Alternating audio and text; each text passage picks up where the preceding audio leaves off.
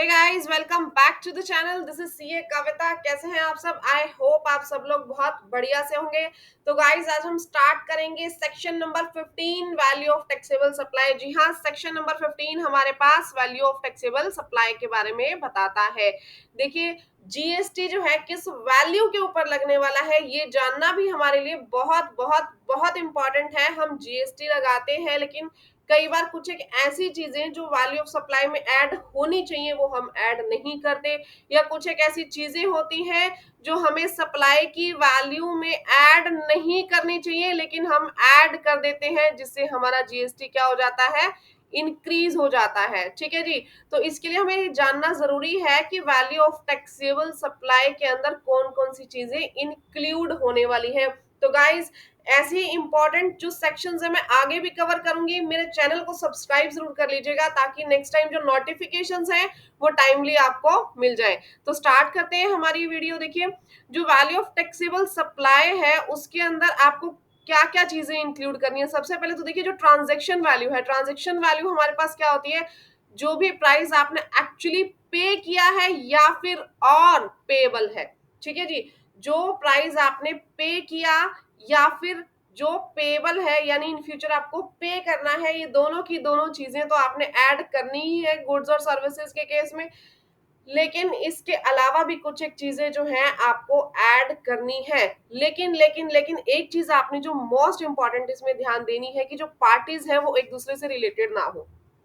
ठीक है, ध्यान से देखिए यहाँ क्या लिखा है, the parties are not related to each other. यानी ये सेक्शन 15 ट्रांजैक्शन वैल्यू का आपने कब लगाना है। ट्रांजैक्शन वैल्यू को आप वैल्यू ऑफ सप्लाई कब मानेंगे, व्हेन जो सेलर और परचेजर हैं, both the parties, seller and purchaser, both the parties are not related to each other, यानी वो पार्टीज आपस में रिलेटेड ना हो। क्लियर? मेरी बात समझ में आ गई सबको?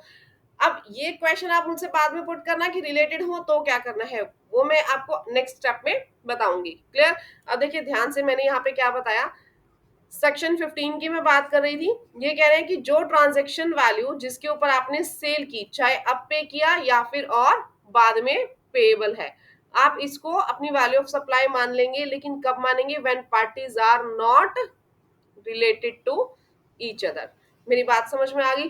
नाउ नेक्स्ट पे चलेंगे। इसके अलावा ये क्या कह रहा है, देखिए, जो वैल्यू ऑफ सप्लाई है shall include, value of supply में कुछ एक अदर चीजें जो है वो भी आपने इंक्लूड कर लेनी है। देखिए कौन कौन सी चीजें, कोई भी टैक्सेस, ठीक है, किसी तरीके की कोई भी टैक्सेस हो, ड्यूटीज हो, जैसे एक्साइज ड्यूटी होती है, कोई भी सेस हो, फीस हो, कई भी अदर चार्जेस हो, ठीक है जी, ये सब आपको क्या करना है, इंक्लूड करना है। लेकिन लेकिन लेकिन यहाँ पे देखिए अदर देन लिखा हुआ है, साफ साफ अदर देन कौन से टैक्सेस, जो जीएसटी से रिलेटेड टैक्स है। ठीक है, सीजीएसटी, एसजीएसटी, यूटीजीएसटी, आईजीएसटी, ये आपको ऐड नहीं करने। मेरी बात समझ में आ गई होगी आई थिंक। देखिए मैं इसकी एक छोटी सी टेबल आप लोगों को बना के दिखाती हूँ नेक्स्ट पेज पर, ताकि आपको ये पॉइंट ए अच्छे से क्लियर हो जाए। देखिए पॉइंट ए आपके पास क्या कहता है, पॉइंट ए मेरे पास ये कहता है, कोई भी टैक्सेस हो, ड्यूटीज हो, सेस हो, या अदर कोई भी चार्ज हो, अदर कोई भी चार्ज हो, तो आपको ऐड कर लेना है। लेकिन अगर यहीं पे सीजीएसटी, देखिए ये भी तो टैक्सेस है ना, एसजीएसटी, आईजीएसटी, इस तरीके के कोई टैक्सेस हो तो ये आपको ऐड नहीं करने हैं। इसके ऊपर क्या आ जाएगा, रेड मार्क आ जाएगा, ये ऐड नहीं करने। और ये वाले क्या है, ये ऐड करने हैं। क्लियर? जैसे 1000 की गुड्स है, आपके पास अदर कोई टैक्सेस लगे 100 रुपीज, कितना हो गया 1100, ये ऐड करना है। लेकिन अगर इसी के ऊपर आपके पास क्या लग रहा है, जीएसटी लग रहा है, तो जो भी यहाँ पे जीएसटी की अमाउंट आएगी वो आपको ऐड नहीं करना। आई थिंक यहाँ तक सभी को क्लियर हो गया होगा। तो अब यहाँ पे जो जीएसटी कैलकुलेट करना है वो इस अमाउंट पे करना है, लेकिन जीएसटी से रिलेटेड कोई आपके पास टैक्स लग रहा है तो वो आप ऐड नहीं करेंगे। नेक्स्ट हम चलेंगे, क्या कह रहा है ये, any amount that supplier is liable to pay in relation to such a supply which has been incurred by the recipient। यानी सप्लायर को कोई पैसा देना था, या जो आपने सप्लाई की गुड्स या सर्विसेज, ठीक है, जो भी गुड्स या सर्विसेज सप्लाई हुई हैं उन्हीं गुड्स और सर्विसेज से रिलेटेड कोई पैसा देना था, किसको देना था जी? सप्लायर को देना था। इन्हीं गुड्स और सर्विसेज को लेकर के कोई भी पैसा देना था, किसको देना चाहिए था? सप्लायर को। लेकिन दे किसने दिया जी? रिसिपिएंट ने दे दिया। तो यहाँ पे ये वाला जो मनी है, ये जो अमाउंट है, ये भी हम ऐड करेंगे, किसमें ऐड करेंगे जी? वैल्यू ऑफ सप्लाई में ऐड करेंगे। यहाँ तक क्लियर हुआ? देखिए मैं एक एग्जांपल देती हूँ छोटा सा, ठीक है जी। सप्लायर ने क्या किया? गुड्स सप्लाई करनी थी। गुड्स सप्लाई करने के लिए उसने रॉ मटेरियल खरीदा, उसने रॉ मटेरियल खरीदा। लेकिन अब इस पर्सन जिसको सप्लाई करनी थी, ये कौन है? परचेजर। ये कौन है? परचेजर। इसने बोला सप्लायर को, इसने बोला सप्लायर को कि आप पैसा मत दो, मैं डायरेक्टली ही रॉ मटेरियल वाले को पैसा दे देता हूँ। रॉ मटेरियल वाले को पैसा डायरेक्टली किसने पे कर दिया? इस परचेजर ने पे कर दिया, ठीक है जी। तो जब रॉ मटेरियल वाले को पैसा डायरेक्टली इस परचेजर ने पे कर दिया, तो क्या ये पैसा भी दिखाया जाएगा? बताइए, क्या ये वाला पैसा जो है, ये पैसा भी जीएसटी कैलकुलेशन के लिए आएगा यूज में? जी हाँ, ये पैसा भी जीएसटी कैलकुलेशन के लिए यूज में लिया जाएगा। Clear everyone? यहाँ तक अगर आपको किसी को कोई भी डाउट हो तो आप साथ के साथ मुझसे पूछ सकते हैं। आप लोग नीचे कमेंट बॉक्स में भी अगर लिखेंगे तो मैं आपकी क्वेरीज को सॉल्व जरूर करूंगी। नेक्स्ट हम चलेंगे पॉइंट नंबर 3 पे। पॉइंट नंबर 3 में क्या दिया हुआ है? कोई भी इंसिडेंटल एक्सपेंसेस, कोई भी incidental expenses including commission, packaging या अदर कोई भी ऐसी चीज। देखिए आपने जो भी सप्लाई करवाई गुड्स और सर्विसेज, उसमें एक्स्ट्रा ऑर्डिनरी कोई बेनिफिट ले ली कि भैया इसे पैक भी कर देना, ठीक है, या इसे घर तक पहुंचा देना, ऐसी कोई भी सर्विसेज आप लेते हो तो उन गुड्स और सर्विसेज का जो खर्चा होगा वो भी उसके अंदर ऐड किया जाएगा। क्लियर? जो भी आपकी कोई स्पेशल रिक्वेस्ट पे, आपकी किसी स्पेशल रिक्वेस्ट पे, आपके किसी स्पेशल रिक्वेस्ट पे सप्लायर ने क्या किया? आपको कोई additional services the. Anything done by the supplier on your special request in respect of supply of goods और सर्विसेज और बोथ, कहाँ पे? एट द टाइम और बिफोर डिलीवरी ऑफ गुड्स, यानी गुड्स की डिलीवरी से पहले तक जितना भी खर्चा हुआ, आपके घर तक पहुंचने से पहले तक जितना भी खर्चा हुआ वो इंक्लूड किया जाएगा और उसके ऊपर भी जीएसटी चार्ज किया जाएगा। Clear? Next, the most important thing, कोई भी इंटरेस्ट, लेट फीस या penalty for delayed payment of consideration आप लगाते हैं अपने रिसीवर पर, तो उसके ऊपर भी जीएसटी कैलकुलेट होगा। फॉर एग्जांपल आपने क्या किया? 1000 की गुड सेल की, ठीक है जी। 18% नॉर्मली आप जीएसटी लगाते हैं, 1180 की आपने गुड सेल कर दी। बट क्या हुआ? ये जो गुड्स आपने सेल की, यहाँ पे कंसिडरेशन उसने लेट पे किया, पर्सन ने कंसिडरेशन उसने लेट पे किया, तो आपने क्या किया? उसके ऊपर इंटरेस्ट चार्ज किया, आपने उसके ऊपर इंटरेस्ट चार्ज किया। तो ये जो इंटरेस्ट चार्ज किया है इसके ऊपर भी जीएसटी आपको चार्ज करना है। बात समझ में आई आप लोगों को? अगर कोई लेट फीस चार्ज करते हैं तो लेट फीस पर भी आपको जीएसटी चार्ज करना है। कोई पेनल्टी आप अपने रिसीवर पर लगाते हैं तो उसके ऊपर भी आपने जीएसटी चार्ज करना है। देखिए साफ साफ लिखा है, interest, late fees, penalty for delayed payment of consideration for such supply shall be included. ये क्या होगी? ये इंक्लूड होगी, ठीक है जी। नेक्स्ट देखिए, सब्सिडी क्या होती है जी? छूट। सब्सिडी को आम भाषा में हम क्या कहते हैं? छूट। कोई भी छूट दी जा रही है। Subsidy which is directly linked to the price, which is directly linked to the price excluding, इसमें से एक्सक्लूड कर देंगे कौन सी सब्सिडी? जो सेंट्रल गवर्नमेंट ने या फिर स्टेट गवर्नमेंट ने दी है, ठीक है। यहाँ सब्सिडी सिर्फ वही लेनी है हमें जो डायरेक्टली प्राइस से लिंक हो, लेकिन उसमें भी आप कौन सी छोड़ देंगे? जो सेंट्रल गवर्नमेंट और स्टेट गवर्नमेंट से रिलेटेड है। देखिए मैं एक चार्ट बना करके इसे बहुत अच्छे से समझाती हूँ कि आपको कौन सी सब्सिडी लेनी है, कौन सी नहीं लेनी है। देखिए आप यहाँ सब्सिडी की बात करेंगे, सब्सिडी में आप सबसे पहले देखिए क्या वो प्राइस से लिंक है? यहाँ हमने देखा प्राइस से लिंक है, यहाँ हमने देखा प्राइस से लिंक नहीं है, तो इसे आप छोड़ देंगे, इसे आप कंसीडर नहीं करेंगे। नेक्स्ट हम देखेंगे कि अगर वो प्राइस से लिंक है, यस के केस में हम देखेंगे कि अगर वो प्राइस से लिंक है तो क्या वो स्टेट गवर्नमेंट या सेंट्रल गवर्नमेंट ने दी है या अदर किसी पर्सन ने दी है? तो अगर वो सेंट्रल गवर्नमेंट और स्टेट गवर्नमेंट ने ली है तो भी हमें उसे नहीं लेना, हमें सिर्फ इस अदर के केस में उसे लेना है, सॉरी, इस अदर के केस में उसे लेना है। अब अगर किसी पर्सन को ये प्राइस लिंक के बारे में समझ नहीं आया तो मैं बता दूं प्राइस लिंक का मतलब क्या है। कि 10 रुपए की कोई चीज है, आपने डायरेक्टली जितना भी प्राइस हो उसके ऊपर 10% डिस्काउंट बोला है, जितना भी प्राइस हो उसके ऊपर 10% डिस्काउंट बोल रहा है, that means that is directly related to price.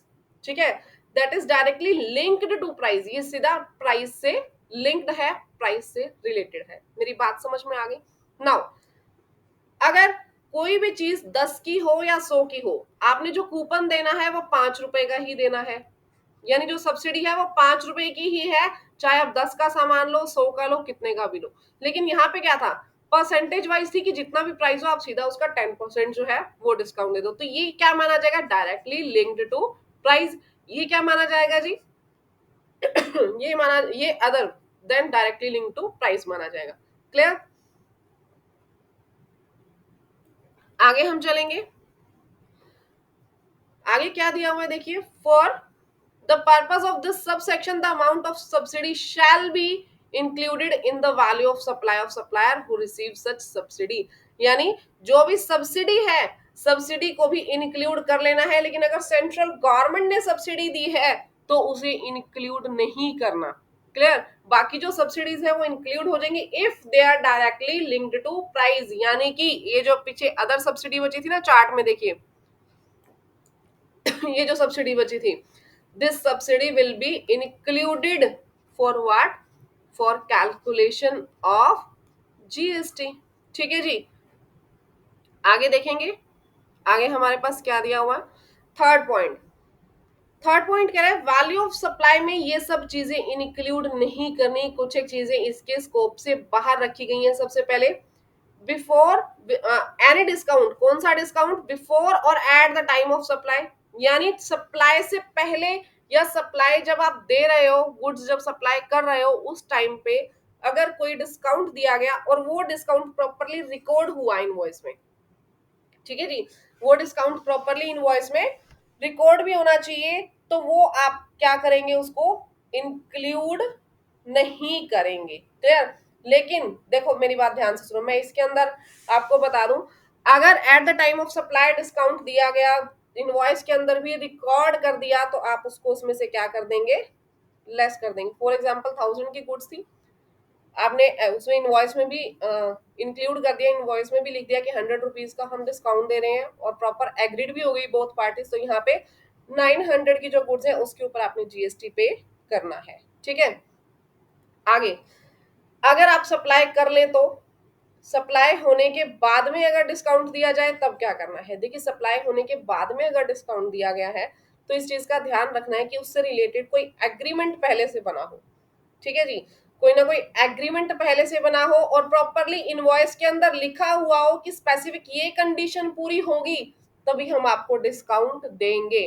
अगर ऐसा कुछ हो जाता है तो आपको डिस्काउंट मिल जाएगा, लेकिन जो एक मोस्ट इंपॉर्टेंट कंडीशन इसके अंदर है वो क्या है कि अगर वो डिस्काउंट लिया रिसीवर ने तो जो उसने उसके बिहाफ पे आईटीसी लिया होगा वो आईटीसी उसे क्या करना पड़ेगा, रिवर्स करना पड़ेगा। आईटीसी क्या करना पड़ेगा, रिवर्स करना पड़ेगा। देखिए चार्ट में इसको हम देखेंगे, बहुत अच्छे तरीके से सभी को समझ में आ जाएगा। हम यहाँ बात कर रहे हैं डिस्काउंट की, ठीक है जी, हम यहाँ पे बात किसकी कर रहे थे, डिस्काउंट की। डिस्काउंट के केस में अगर बिफोर सप्लाई आपको डिस्काउंट मिला, बिफोर सप्लाई आपको डिस्काउंट मिला तो कंडीशन क्या थी, सबसे पहले तो इनवॉइस के अंदर एंटर होना चाहिए और जो भी कंडीशंस हैं उसकी कंडीशंस जो है वो पूरी होनी चाहिए, कंप्लीट कर दी हो आपने कंडीशंस, आपको डिस्काउंट मिल जाएगा। और आफ्टर डिस्काउंट आपको जीएसटी पे करना पड़ेगा। आफ्टर सप्लाई की मैं बात करूं, आफ्टर सप्लाई आपने बोला कि मैंने अपने रिसीवर को क्या दिया है, डिस्काउंट दिया है और रिसीवर जीएसटी कम पे करना चाह रहा है, तो यहाँ पे क्या होना चाहिए, पहली बात तो कोई एग्रीमेंट होना चाहिए आप दोनों के बीच में ठीक है, कि आपने ऐसा कोई एग्रीमेंट किया था जिसके तहत आप डिस्काउंट दे रहे हो। कंडीशन स्पेसिफिक लिखी होनी चाहिए कि किस कंडीशन पे उसको डिस्काउंट देना है। तीसरी बात, जो रिसीवर है, रिसीवर ने जितना आपने डिस्काउंट दिया उसके बिहाफ पे आईटीसी लिया होगा ना, तो वो आईटीसी क्या करेगा, रिसीवर रिवर्स कर देगा, रिसीवर रिवर्स कर देगा। और ये कंडीशन प्रॉपर इनवॉइस में होनी भी जरूरी है। देखिए, अब बाद में डिस्काउंट कब दिया जाता है, फॉर एग्जाम्पल कोई भी पर्सन कहता है कि आपने 10 लाख से ज्यादा पूरे साल में अगर ये माल बेच दिया मेरा, यानी 10 लाख से ज्यादा का माल आप मुझसे खरीदोगे, तो मैं आपको क्या दूंगा, एक्स्ट्रा 1% डिस्काउंट दूंगा। या फिर कैश रिसिप्ट के ऊपर भी डिस्काउंट हो सकता है कि आपने अगर 10 दिन के अंदर मुझे पेमेंट दे दी, तो मैं 1% का आपको कैश डिस्काउंट दूंगा सॉरी। तो अगर ऐसी कोई कंडीशंस होती हैं, तो ऐसी कंडीशंस कहाँ लिखी होनी चाहिए, ये सब कंडीशंस प्रॉपर आपके इनवॉइस में मेंशन्ड होनी चाहिए। इस डिस्काउंट से रिलेटेड, ऐसी कंडीशन से रिलेटेड प्रॉपर आप लोगों के बीच में एग्रीमेंट होना चाहिए, तभी आपको ये डिस्काउंट मिलेगा। और रिसीवर अपना आईटीसी क्या कर देगा, रिवर्स कर देगा। ठीक है जी। तो अब ये तो हमारे पास बात थी उन चीजों की जब दोनों पर्सन आपस में रिलेटेड नहीं है, ना सप्लायर ना रिसीवर। और अदर केसेस इसके अलावा जो वैल्यूएशन ऑफ सप्लाई के आएंगे, देखिए वो हमारे पास ये रूल्स दिए हुए हैं कई सारे। ठीक है जी, ये हमारे पास रूल्स दिए हुए हैं कई सारे 27, 28, 29, 30, 31, 31A सो अप टू 35। ये रूल्स हम लोग डिस्कस करेंगे। इन रूल्स के अंदर बताया हुआ है अलग अलग वैल्यूएशन के मेथड्स। ये स्टेप बाय स्टेप हम सभी रूल्स जो है अपनी सीरीज में कवर करेंगे।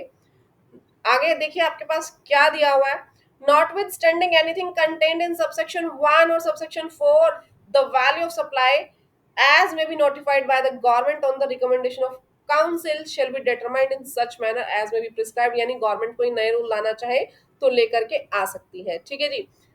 नीचे आपके पास कुछ ज्यादा नहीं है, सिर्फ रिलेटेड पर्सन की डेफिनेशंस दी है। देखिए रिलेटेड पर्सन इसमें कौन कौन से माने जाएंगे, जो पर्संस और ऑफिसर्स, ठीक है, डायरेक्टर्स हैं या ऑफिसर्स हैं एक दूसरे के बिजनेस में, और कोई भी पर्सन जो लीगली पार्टनर्स हैं किसी भी बिजनेस में, एम्प्लॉयर और एम्प्लॉय जो है वो माने जाएंगे। किसी पर्सन के बाद 25% से ज्यादा कंट्रोल है या शेयर्स हैं किसी भी कंपनी के, तो वो रिलेटेड पार्टी मानी जाएगी। डायरेक्टली या इनडायरेक्टली कंट्रोलिंग होगी किसी भी पार्टी की दूसरे के ऊपर, वो भी क्या मानी जाएगी, रिलेटेड पार्टी मानी जाएगी।